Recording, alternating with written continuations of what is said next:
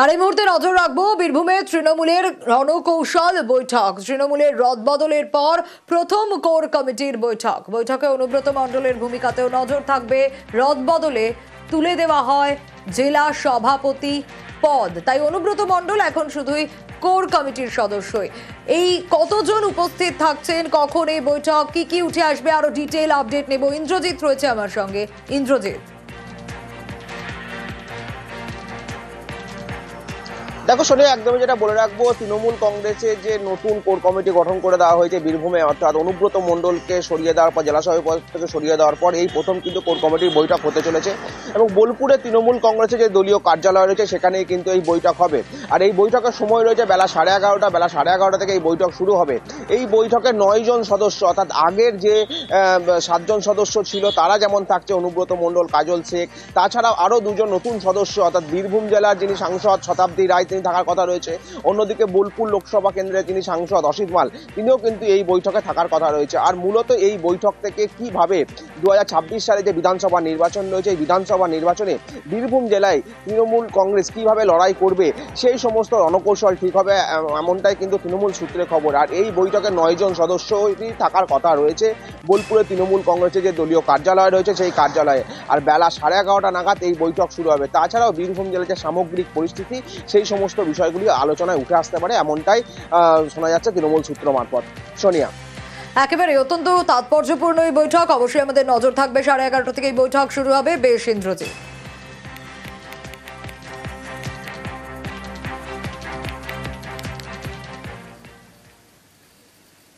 সরকারি খাল আর তার উপর বেআইনি নির্মাণ। হ্যাঁ, কুলতলিতে খালের বুকে বেআইনি নির্মাণ। সরকারি খাল দখল করে রয়েছে পরপর দোকান। দেখাচ্ছি সেই ছবি আপনাদের।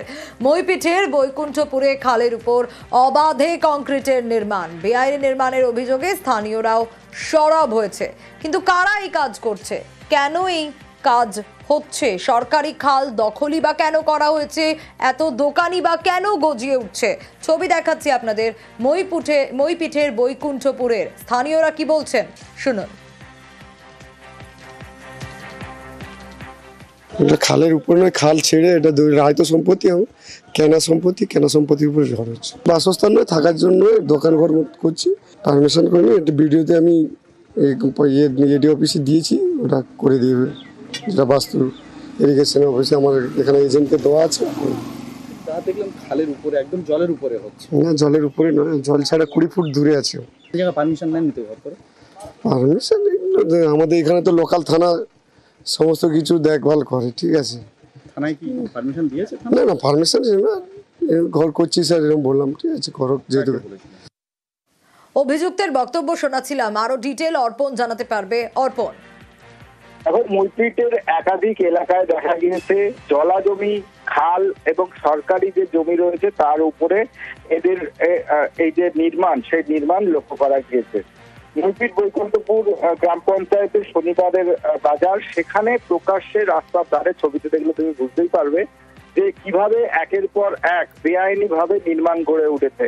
এবং যারা নির্মাণ গড়ে তুলছেন তারা বলছেন তারা কোনো পারমিশন নেননি। হ্যাঁ, তারা সরকারি দপ্তরে তারা আবেদন জানিয়েছেন বাস্তুর জন্য, অর্থাৎ বর্তমানে যে জমি, তার যে চরিত্র, সেটা যে পুকুর অথবা জলা জমি সেটা স্পষ্ট।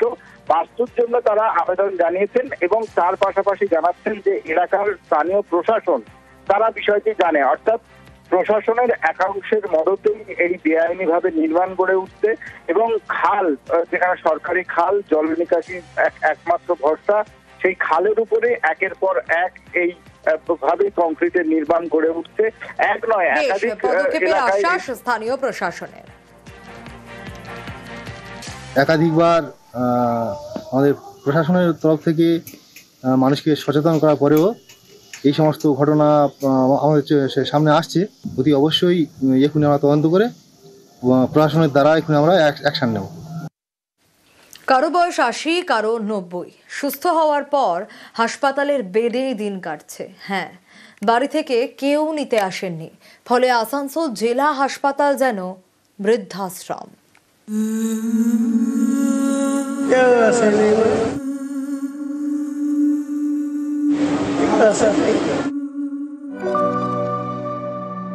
কেউ কথা রাখেনি, সুস্থ হওয়ার পর কেউ নিতে আসেনি, তাই মনে চাপা কষ্ট অভিমান নিয়ে দিন কাটছে হাসপাতালের বেডে। পশ্চিম বর্ধমানের আসানসোল জেলা হাসপাতাল, প্রতিদিন এখানে রোগীর ভিড়। এমন একটি হাসপাতালে দিনে দিনে বাড়ছে বয়স্ক রোগীর সংখ্যা। আসানসোলের অনেক বাসিন্দাই বাইরে কাজ করেন, বাড়িতে থাকেন বয়স্ক মা বাবা অথবা বয়স্ক পরিজন। তাদের দেখার কেউ নেই। অসুস্থ হলে অনেকেই ভর্তি করে দেন আসানসোল জেলা হাসপাতালে। অভিযোগ, এরপর অনেক পরিবারই বাড়ির যোগাযোগ নাম্বারটাই ঠিক মতো দেন না, ফলে রোগী সুস্থ হওয়ার পর বাড়ি ফেরা নিয়ে সমস্যা। অসুস্থ শরীরে হাসপাতালের বেডে অপেক্ষা শুরু, কিন্তু কেউ আসে না। হাসপাতালটাই যেন বৃদ্ধাশ্রম।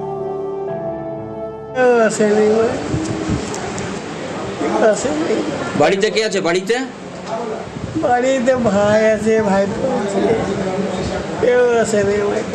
কোথায় বাড়ি? আমার স্যান্ডেল পাঠিয়েছে গোপালপুর, দোকানে কাজ করতাম, ওরা ভর্তি করে গেছে। কি করবো, এখানে আপনারা থাকে। নিজের ছেলে পেলে কেউ নাই? আসানসোল হাসপাতালের তথ্য অনুযায়ী সুস্থ হওয়ার পরও গত মাসে হাসপাতালে ছিলেন 15 জন বয়স্ক। মে মাসে সেই সংখ্যা 10। এতে চরম সমস্যায় হাসপাতাল কর্তৃপক্ষ। অন্য রোগীকে ভর্তি নিতেও পারছেন না, তাই মুশকিল আসান করতে বিভিন্ন স্বেচ্ছাসেবী সংস্থার সঙ্গে কথা শুরু করেছে হাসপাতাল কর্তৃপক্ষ।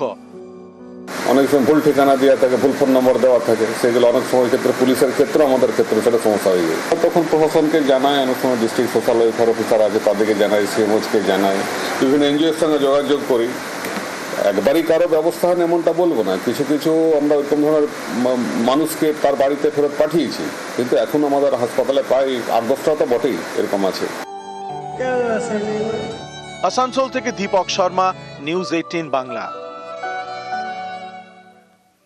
মৎস্যজীবীদের বিপদ কাটাতে নয়া যন্ত্র, ট্রলারে বসানো হচ্ছে ট্রান্সপন্ডার। বিপদ হলে মোবাইলের অ্যাপে সিগন্যাল পাঠাবে ট্রান্সপন্ডার।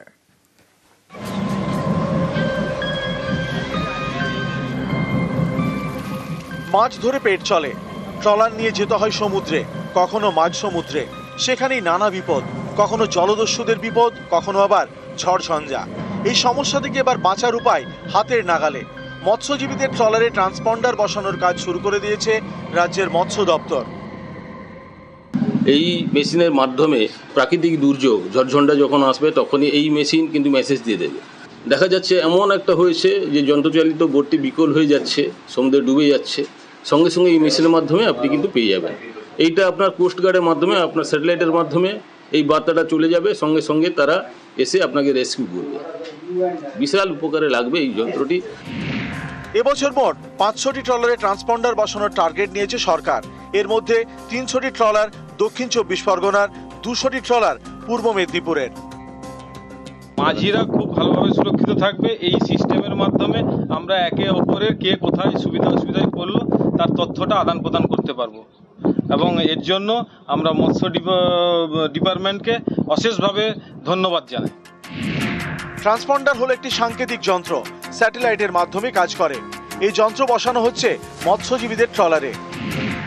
মৎস্যজীবীদের ফোনে নবমিত্রা অ্যাপ ইনস্টল করতে হবে, তাদের রেজিস্ট্রেশন করতে হবে সরকারি নথিভুক্ত মৎস্যজীবীদের। এই অ্যাপেই আসবে দুর্যোগের আগাম আভাস, বিপদের সংকেত। এই ট্রান্সপন্ডারের মাধ্যমে ট্রলারের অবস্থান জানা যাবে।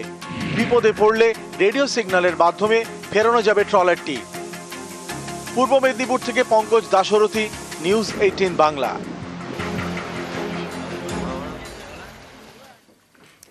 Education eminence 2025 5th edition news 18 বাংলার উদ্যোগে rotary club of Calcutta endeavour এবং রোটারি ক্লাব অফ ক্যালকাটা ভিশনারিজের সহযোগিতায় কৃতীদের স্বীকৃতি। খানাকুলের দরিদ্র কৃষক পরিবারের ছেলে রাজর্ষি নন্দী সমস্ত বাধা পেরিয়ে অভাবকে জয় করেই আজ স্বীকৃতি। শিক্ষাক্ষেত্রে ব্যতিক্রমী অবদানের জন্য তাকে আমাদের কর্নিশ। হুগলির খানাকুলের পাতুল গ্রামের দরিদ্র কৃষকের ছেলে রাজর্ষি নন্দী ছোট্টবেলা থেকে মেধার পড়াশোনা করার জেদ ছাড়া আর কিছুই ছিল না তার কাছে। রাজর্ষির বাবা মায়ের তাকে শহরের কোনো বড় স্কুলে পড়ানোর বা একাধিক গৃহশিক্ষক দেওয়ার মতো অবস্থা কোনোদিনই ছিল না। পাতুল গণেশবাজার হাই স্কুলের সেই ছাত্র রাজর্ষি এবছর মাধ্যমিকে 683 নাম্বার পেয়েছে। মাত্র 3 নম্বরের জন্য মেধা তালিকায় প্রথম 10-এ স্থান না পেলেও তার র্যাঙ্ক 13। অঙ্কে 100, ইতিহাস ভূগোলে 99, বাকি সব বিষয়ে 95-এর বেশি নাম্বার পেয়েছে রাজর্ষি। বিজ্ঞান নিয়ে পড়ে ভবিষ্যতে ইঞ্জিনিয়ার হতে চায়। তবে উচ্চশিক্ষার খরচ কোথা থেকে আসবে তা জানেন না রাজর্ষির বাবা মা। তাঁরা শুধু চান ছেলের স্বপ্ন যাতে সফল হয়। মাটির দেওয়াল, টিনের ছাদ, রান্নাঘরে মাটির উনুন, সেই রান্নাঘরের টিনের ছাদ কোনো মতে বাঁশ দিয়ে দাঁড় করিয়ে রাখা। এক ফসলি জমিতে চাষ করেন রাজর্ষির বাবা। প্রতি বছর বর্ষায় তা জলে ডুবে যায়, তবু তারই মধ্যে জেগে থাকে ছেলের বড় হওয়ার স্বপ্ন, সফল হওয়ার স্বপ্ন। রাজর্ষি জানে না পড়াশোনার খরচ আসবে কোথা থেকে, শুধু জানে ইচ্ছে থাকলেই উপায় কিছু একটা হবেই। রাজর্ষি নন্দীর ভবিষ্যৎ হোক সুন্দর, আলোকময়। নিউজ 18 বাংলার শুভকামনা। রাজর্ষি নন্দী, হুগলির খানাকুল থেকে রাজর্ষি নন্দীকে মঞ্চে আসার জন্য অনুরোধ জানাবো।